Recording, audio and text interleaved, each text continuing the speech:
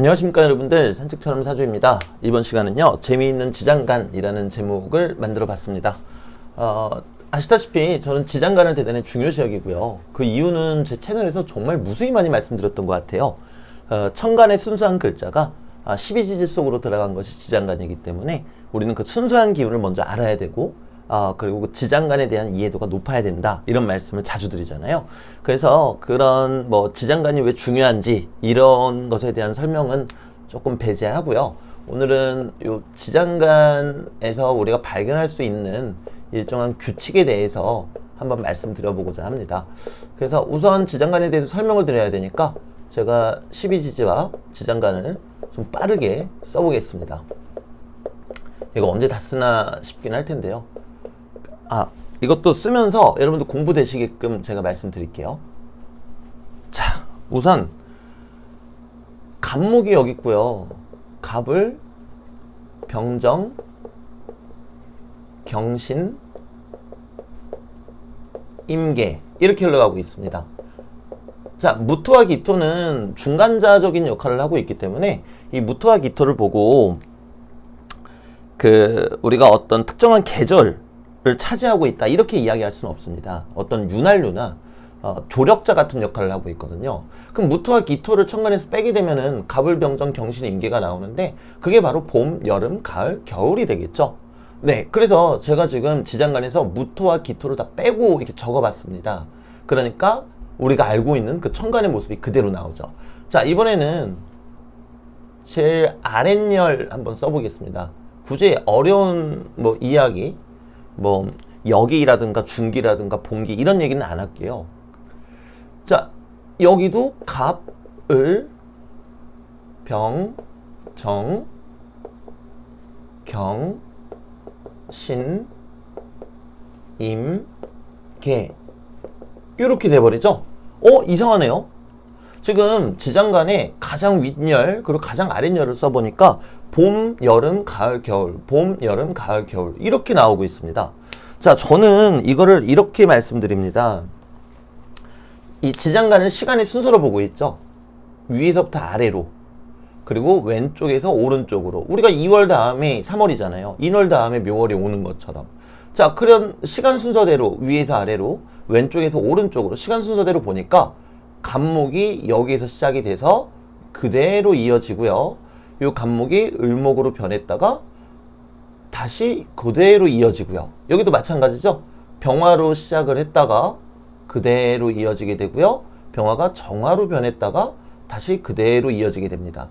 자, 이런 일정한 패턴을 보이고 있죠. 자, 그런데 이번에는요, 지장간의 가운데 열에 있는 글자에 대해서 한번 말씀드려보고자 해요. 자, 여기 병화가 있고요. 그리고 여기에는 개수가 있습니다. 약간 지저분해 보여도 견디십시오. 견뎌야 하십니다. 자, 그 다음에 사화 중간에는 경금이 있고요. 미토 중간에는 을목이 있습니다. 자, 그리고 신금 중간에는 임수가 있고요. 여기는 정화가 있고요. 그리고 해수 중간에는 간목이 있고요. 그리고 축토 중간에는 신금이 있습니다. 자, 얼핏 보면은 대단히 규칙성이 없어 보이실 겁니다. 근데 이제 여러분들 혼동하시지 않게 제가 가운데 열만 이제 남겨볼게요. 자, 일단 윗열하고 아랫열을 지우기 전에 이거를 명심해 주시면 좋겠어요. 우리가 지구상의 질서가 봄, 여름, 가을, 겨울로 가잖아요. 근데 가장 윗열하고 가장 아랫열은 바로 그 지구상의 질서인 봄, 여름, 가을, 겨울, 봄, 여름, 가을, 겨울, 그 순서대로 가고 있구나. 갑을목이 봄이잖아요. 병정화가 여름이고, 그죠? 그거를 볼 수 있습니다. 그런데 얼핏 보면은 요 가운데 있는 열은 어떠한 규칙성이 없는 것처럼 보이실 수 있어요. 근데 그렇지 않다라는 거를 한번 좀 보여드리고자 합니다. 이거 너무 지저분해요. 네. 네. 죄송합니다. 지우고 다시 쓸게요. 네. 저 이렇게 깔끔한 사람이 아닌데, 네. 자, 가운데 열만 써볼게요, 이제. 병화, 을목, 개수, 죄송합니다. 개수, 그리고 경금, 을목, 임수, 정화, 간목, 신금, 자, 뭔가 신기한 거 눈치채셨나요? 맞습니다. 병화는 화고요. 개수는 수예요. 그리고 경금은 금이고요. 을목은 목입니다. 임수는 수고요. 정화는 다시 화입니다. 간목은 목이고요. 신금은 다시 금입니다. 이게 왜요? 이거 신기한 거예요. 왜냐면 화하고 수가 반대되고요. 목금이 반대되고 수화가 반대되고 목금이 반대됩니다. 근데 여기에서 신기한 거 한 가지 더 추가시켜 드릴게요.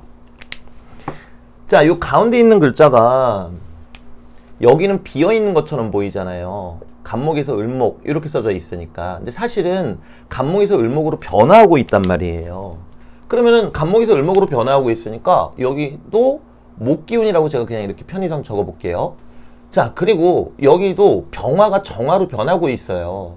중간에 기토가 이런 표현이 맞을지 모르겠지만 꼽살이 껴서 같이 등장하는 것 뿐입니다. 병화가 정화로 변하고 있어요. 그럼 여기다 화라고 적어 볼게요. 자, 그리고 경금이 신금으로 변하고 있으니까 지장간에서 여기다가는 금이라고 적어 보겠습니다. 자, 여기 임수가 개수로 변하고 있으니까 수라고 적어 볼게요. 자, 이제 뭐가 신기한 건가 하면요. 우리가 요 가운데 열을 빼고 봤을 때 서로 이렇게 반대되는 글자들끼리 이렇게 있는 게 보였잖아요. 그런데 사실은 가운데 글자만 빼고 보지 않고요. 그냥 한 다리 건너서 보면 무조건 반대가 되게 되어 있습니다. 제가 한번 해볼게요. 여기는 나무, 여기는 금, 반대죠? 여기는 금, 여기는 또 나무, 또 반대죠? 여기는 나무, 또 여기는 금, 또 반대네요. 금이니까 또 나무, 반대. 나무니까 금, 또 반대. 어느 쪽으로 봐도 우리 아까 전에 이렇게는 밑에서 봤잖아요. 그죠? 요렇게. 네. 어느 쪽으로 봐도 서로 반대가 됩니다. 즉, 요 지장간의 가운데 열에 있는 글자들은요. 사이에 한 글자가 빠지게 되잖아요. 그게 이 사이에 어떤 글자가 빠지더라도 한 글자가 빠지면 무조건 반대가 됩니다. 뭐 조금 어려워하실 수 있으니까 뭐 이렇게 한번 해볼게요. 얘랑 얘, 수하고 화, 또 반대죠? 화하고 수, 또 반대. 수하고 화, 또 반대. 또 화하고 수, 또 반대. 그리고 요 수하고 한 칸 건너뛰면은 화니까 또 반대. 이렇게 됩니다. 자, 그러면 결국 지장간에 가운데 열에 있는 글자들은 한 다리만 건너면 반대되는 세력이 있다라는 걸 알 수가 있죠. 자, 저는 이거를 통해서 이제 격각을 증명하고 있습니다. 보통 여러분들 명리학 배우셨던 분들 이 격각이라는 걸 어떻게 알고 계셨냐면은 요 임묘진 이게 하나의 계절이잖아요. 봄이라는. 근데 가운데 글자가 빠지면은 뭔가 질서가 안 맞아가지고 서로 티격태격 다툰다. 이런 정도로만 알고 계셨을 거예요. 근데 그렇지 않고요. 요 가운데 열에 있는 글자들로 보시면은 결국에 어디에 가운데 글자를 빼던 여기서부터 여기까지 중에서 가운데 글자를 빼던 어떤 글자를 빼던 가운데 글자가 빠지면 서로 반대되는 에너지를 갖게 된다. 지장간의 가운데 열이요. 그러므로 이것을 우리는 격각이라고 칭한다. 이렇게 저는 여러분들한테 설명을 드립니다. 자, 그런데 격각도 종류가 있습니다. 사실은 뭐 더 크게 일어나는 격각, 작게 일어나는 격각, 그리고 요 반대되는 에너지가 서로 충돌한다 그래서 무조건 나쁜 일만 일어나는 건 아닙니다. 어떤 변화를 뜻하는 거거든요. 자, 그러면 우리는 이제 이 생각을 해봐야 됩니다. 아니, 왜 지장간의 가운데에 있는 글자들은 서로 한 다리만 건너면 이렇게 반대되는 에너지가 설계가 되어 있을까? 그렇잖아요. 그 원인을 생각해 봐야 된단 말이에요. 그 원인은 우리가 이 영상 초반에 쉽게 찾을 수 있습니다. 지장간의 첫 번째 열과 세 번째 열은 아까 어땠었죠? 지구의 움직임 그대로 따라가고 있었죠. 갑을, 병정, 경신, 임계. 물론 제가 편의상 무토와 기토는 설명해서 뺐습니다. 걔가 들어가면 너무 복잡해지니까요. 그런데 가운데 열과 세 번째 열은 지구의 질서를 나타내고 있단 말이에요. 우리가 흔히 봄, 여름, 가을, 겨울이라고 하는. 자, 그런데 가운데 열은 지구의 질서와는 딴판이로구나. 그럼 우리가 생각할 수 있는 건 단 하나입니다.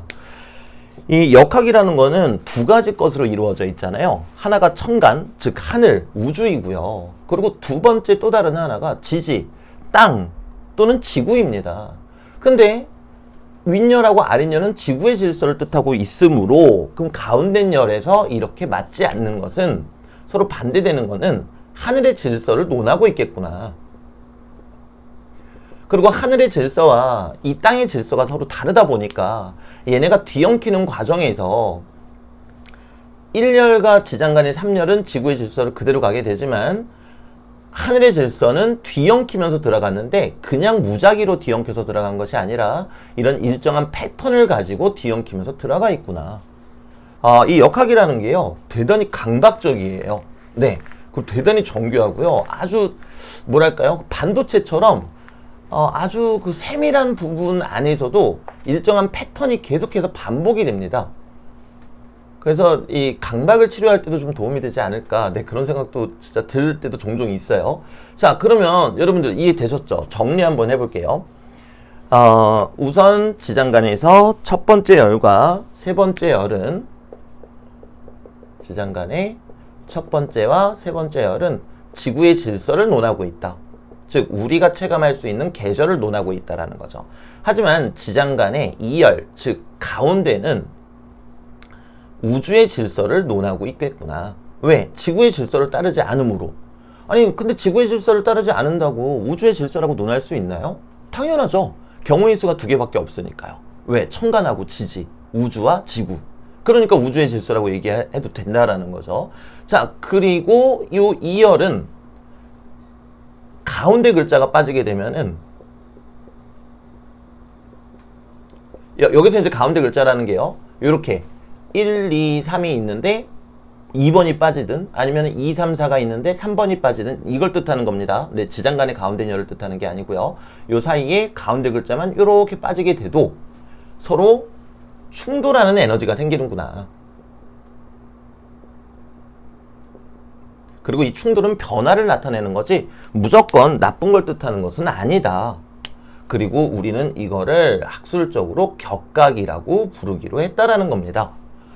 격각을 또 이렇게 설명하시는 분이 계신지는 잘 모르겠습니다. 그리고 제 설명이 무조건 옳다고 하지도 못하겠죠. 하지만 저는 그 명리학을 공부하는 데 있어서 그 원리의 이유가 명확하지 않으면은, 그리고 당장 눈으로 보이지 않으면 그 이론을 제가 뭐랄까요, 취하지 않습니다. 물론 제가 너무 아둔해서 사실 눈으로 보이는 건데 못 찾는 것도 있겠죠. 그러니까 공부를 더 해야 되는 거고요. 자, 마찬가지로 어느 쪽 가운데 글자가 빠져도 됩니다. 예를 들어서 5, 6, 7 사이에 6번이 빠져도, 자, 5번 밑으로 내려가 볼게요. 화기운이죠. 7번 밑으로 내려가 볼게요. 수기운이죠. 자, 나중 되면은 이제 여러분들이 공부를 조금 더 열심히 하시면요, 이 가운데 글자가 만들어내는 작용에 대해서 또 배우시게 될 거예요. 걔는 되게 재밌을 겁니다. 뭐 아시는 분들은 아시겠지만 이 가운데 글자들끼리 에너지가 서로 뭉치면서 만들어지는 게 결국엔 삼합이라고 하는 거죠. 네, 그렇습니다. 그래서 오늘은 이 지장간이 얼마나 신비하고 재밌는지 그 부분에 대해서 좀 설명드리고 싶었어요. 그래서 여러분들도 지장간 한번 쭉 살펴보시면서 이런 일정한 패턴, 규칙을 발견하시고 또 이 패턴이 왜 생겨났는지, 그리고 이것이 의미하는 게 무엇이고 이것을 어떻게 활용할 수 있는지 또 생각하신다면 더 유쾌한 명리 공부가 되시지 않을까 싶습니다. 네, 오늘 영상 여기서 끝마치도록 하겠습니다. 감사합니다.